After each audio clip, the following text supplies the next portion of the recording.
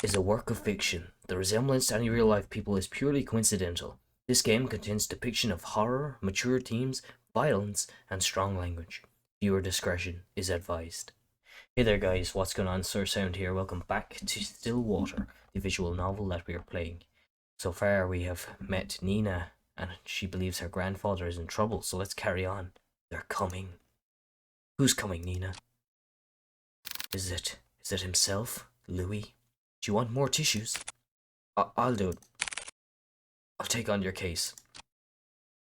For a moment, silence fills the room. Only stares are directed at Hugo until Nina finally stands up and walks towards him. You'll take it? Hugo simply nods.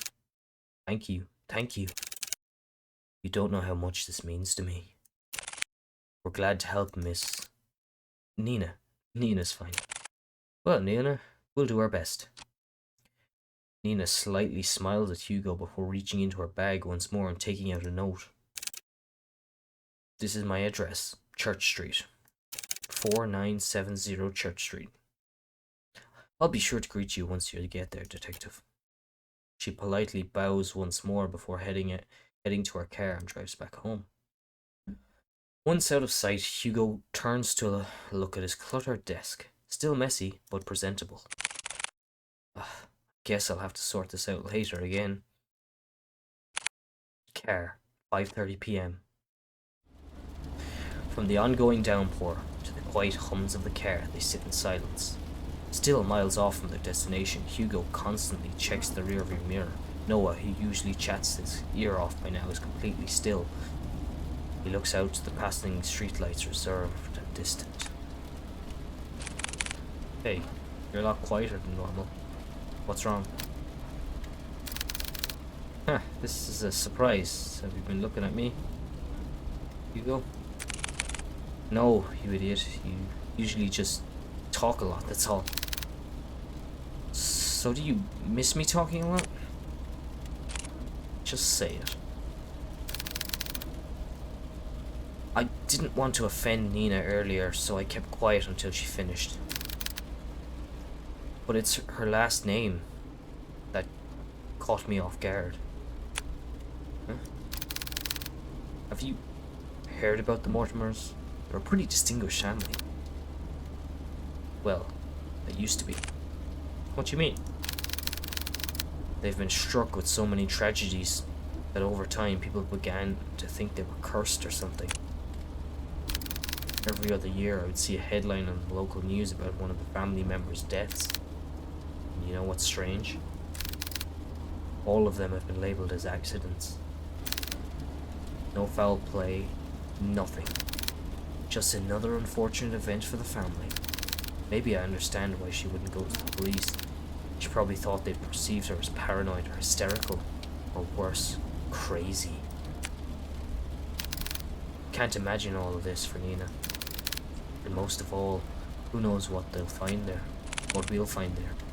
Is that why you decided to come with me? Well, partially. I'm more worried about you though. Me? Think of it this way. I'm the appointed driver. When you decide to do some pretty reckless shit, I'll be there to drive you to the local hospital. Ugh. Besides, oh, I didn't get through that. Exactly. I was fine with Colby coming with me. Well, have you heard that 3 is better than 2? Ugh. Mortimer Estate, 6 p.m. Passing through countless dirt roads and steep cliffs, the estate reveals itself beyond the evergreen. Nestled, tucked away from prying eyes, it stands tall, looming from a distance. Hugo and Noah could only gaze at the sheer scale of the manor as they parked adjacent to Nina's car. Whoa, and to think she came all this way just to request us? Took us more than a couple of hours to get here. Maybe she really didn't have a choice. What do you mean? Come on, she's waiting for us. Immediately after exiting the driver's seat, a sudden sharp pain weighs heavy on Hugo's chest. Grasping tightly at his coat, He begins to gasp for air. His gaze hazes as he leans close to the car. Like a fish drawn out from the sea, he desperately heaves, but this ache he harbors pales in comparison to the pain far more excruciating. Is it the house? No. Something far more sinister. He feels it. Someone's watching him. Piercing gaze is fixed on him. Like leering at him. Like leering at a bug waiting to strike. Give you. What the hell? Damn it. Already? Need to hurry or else. Hey, you alright? Noah calls out to him, snapping out of his fixated trance. Colby nudges his head against Hugo, whining with concern over his partner's well-being. Did you hear that just now? Hear what? That voice. It was so close to my ear. Is everything alright? Oh, I'm fine, don't mind me. Just a bit winded out from the trip, that's all. I'd be happy to make you a coffee at the very least. If it's no trouble. No, not at all. It's the least I could do. Once again, this subtle uneasiness from Nina resurfaces. Before Hugo could get a chance to look further into it, she walked off towards the front porch without saying another word. You sure you're alright? You sounded like you were choking earlier. I said I'm fine. Besides, we're already here. Can't back out now. Listen to me, I think you should. Noah abruptly cuts his lecture short as he notices Nina stopping by the front door. She stands there silently as if contemplating something. I know this sounds rude, but I didn't get a chance to know your names. Well, you were pretty out of it when you walked in. I'm really sorry about that. No worries. This is Detective Hugo Laurent, his assistant, Colby, and I'm his second assistant, Noah DeLeon. Huh, seems so surreal, just like a cartoon. Haha. Nina meekly smiles before turning away from them. I'm being quite honest with you, Detective Lauren. Just like before, as if carefully choosing her next words, she decides that in this situation, words are not enough. You'll see for yourselves what I mean. And with that, Nina enters the house, leaving the three to follow behind. Hugo was about to enter through the foyer when he feels a tug on his arm. Don't forget what I told you. If something happens, let me know right away. You'll be the first to know. And with that, Noah releases his grip on Hugo. They proceed to head in, not knowing what awaits them beyond the door. Greeted with a brightly lit hallway, Hugo notes the interior is just as grand. Adorned with floral accents and antique paintings, it extrudes an elegant charm found only in resplendent houses such as this. However, Hugo notices something more distinct than splendor. The house is much more terrifying inside than out. Please, come this way. Bracing themselves, they enter the dimly lit drawing room. At first glance, Hugo could not discern the silhouette situated at the far corner. However, on closer inspection, he now understands the reason for all of Nina's unsettling vagueness. Grandfather, we have guests. Sitting on the armchair is a young man. He is dressed in a white-collared down dress shirt tucked in with black slacks and a black penny loafers. Staring only at the window, the young man sits there dazed with little acknowledgement of the people around him. Still, motionless, a doll. Grandpa, these are the people I spoke of. This is Detective Laurent and his two assistants, Colby and Noah. They're going to help us. Even after introducing them to the head of the Mortimer estate, Hugo and Noah could not help but feeling unnerved. The man before them is supposed to be frail and older than any of them, yet here he remains, forever unchanging, forever young, forever young. I want to be forever young. They've come a long way, so I'll be making some coffee. Yeah. Would you also like some, Grandpa?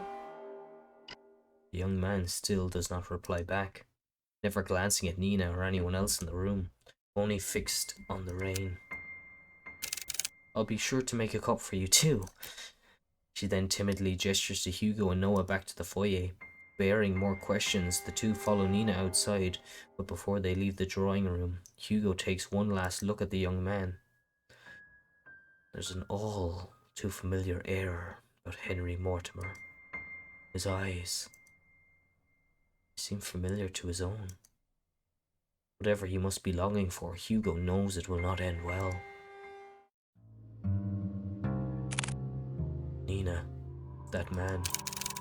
Yes, he's my grandfather, the one I asked you to all to watch over. I know this is hard to believe, but Nina draws something out from her pocket. It's an antique picture of a young man with slick black hair wearing a luxurious suit. He appears to be poised and refined, a complete contrast to the current Henry Mortimer. This isn't much to go by, but I swear he's the same person. Then why does he look so young? It happened a few nights ago. I was on my way to get a cup of tea when I heard a loud thud coming from my grandfather's room. I was worried that something fell over, so I went to check. When I opened the door, I found him collapsed on the ground. When I went in, I rushed to help him, but when I did, he looked so different. So many things are rushing to my head, and yet it felt so familiar to me. Wore the same clothes that my grandpa wore that night, and his face. I recognized his face. He just looked younger. That was also the same night I found that letter that was next to him already opened. I'm sorry again for all of this. No matter who I went to, they either said something was wrong with me or my family. With everything going on, maybe they're right. Pools of water, the dripping sounds, the letter, and now this? Maybe my family really is cursed. They're not. Curses aren't real. Detective? I think we easily get too involved in believing that sort of thing exists. In reality, the ones who fixate on it feed off it. Rumors, doubts, lies, all of those things are what we want to become real. Deep-rooted emotions like that can't possibly be healed or fixed right away. But like a curse, those emotions drag other people down with them. Personally, I think you are caught up in all of this. I assure you, let's see this through. For you and your grandfather. Thank you. Good. Now, our first priority is to find more about this Lewis. Nina, the letter you showed us back at the agency, do you have it with you? Yes, it's here. Do you mind if I borrow it for a bit? I'll be sure to give it back. Of course. I'll check upstairs, Noah. You and Colby check the ground floor. Got it. Before they leave, do their own investigations, Hugo grabs hold of Noah's shoulder. He leans in close enough for Nina to not hear. Keep a close eye on Mr. Mortimer and Nina. Especially Nina. Okay. I'm counting on you. You too, boy. And with that, Hugo heads upstairs, starting his investigation. Mortimer Estate, 11:30. After searching vigorously through each of the rooms, he knew his findings would lead him here. This is it. Hugo walks towards the nearest lampshade and opens it. Dimly illuminated, he sees the extent of how lavish this part of the house is. From customized drapes to the vintage furniture, everything here exudes that extravagance. But much like the interior Hugo has seen so far, he finds this one in particular reeks of it, plastered from wall to wall. A sense of gloom lingers. It's as if the room itself is mouldering despite its preserved nature. Need to hurry. Don't want to stay here for too long. Mortimer Estate, 11:50.